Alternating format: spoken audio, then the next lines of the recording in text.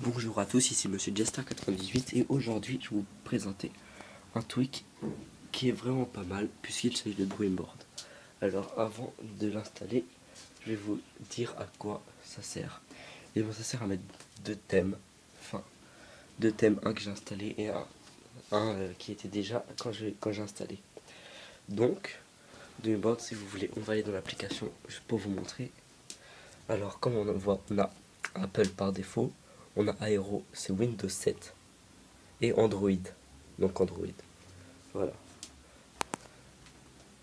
Donc pour revenir, il faut cliquer sur celui qu'on veut mettre. Voilà. Donc on va aller l'installer dans Cydia et après je vous ferai une démonstration des deux thèmes pour savoir comment il marche. Moi j'en profite pour vous inviter à rejoindre ma page YouTube. Elle sera inscrite dans la description ainsi que le site internet jvidevice.tk, jvidevice.tk. Donc c'est la source d'iPhone Tweak. Cydia.iPhone.tweak.fr. Donc c'est ydia.iphonetweak.fr. Une fois que vous l'avez installé, on va dedans et on va chercher Dream. Donc Dreamboard. Donc une fois que vous l'installez, il va vous demander de redémarrer le Springboard. Donc on va aller voir la description. Dreamboard est un programme permettant de personnaliser l'interface de son iPhone, iTouch ou iPad en toute simplicité. C'est une alternative à Winterboard pour l'installation de nouveaux thèmes. Donc moi je trouve que c'est mieux que Winterboard. Une fois ça fait, on va chercher Aero Dreamboard. Toujours dans la source d'iPhone Tweak, moi je l'ai mis dans recherche pour aller plus vite. Donc vous recherchez Aero Dreamboard et on va regarder la description. Alors est-ce qu'il y en a une? Non. Ah si, Aero 2, Windows 7 sur votre taille de vis. Donc une fois ça fait, et ben on va aller sur Dreamboard. Et on va d'abord aller sur Android.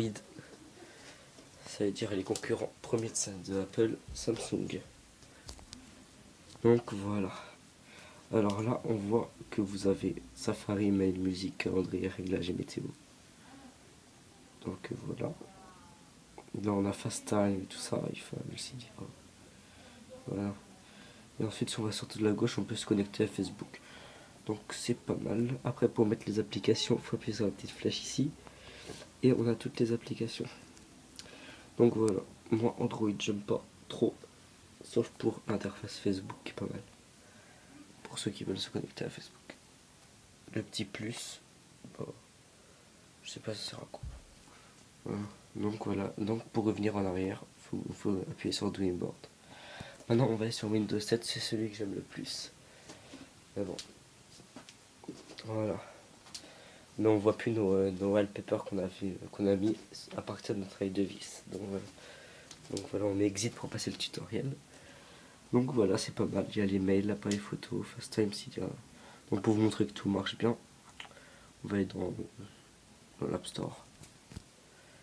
Voilà, donc c'est la même chose. Sauf que c'est l'interface qui change. C'est comme si on était sur un PC, en fait. Voilà, on a ça. Maintenant, si on va aller dans nos jeux, on peut aller sur computer, mais aussi dans documents, en bas, dans app. Et voilà, on a toutes nos applications. Donc c'est pas mal. Voilà. Il y a Safari en bas et le lecteur. On peut aller ici aussi. Comme vous voyez, il y a les interfaces. Hein. Donc voilà. Donc moi je vais retourner et pour partir, cette fois il faut aller dans démarrer et dans log off. Ensuite j'appuie sur Safari. Voilà, log off et voilà. Donc moi je vais revenir sur le défaut. Et voilà.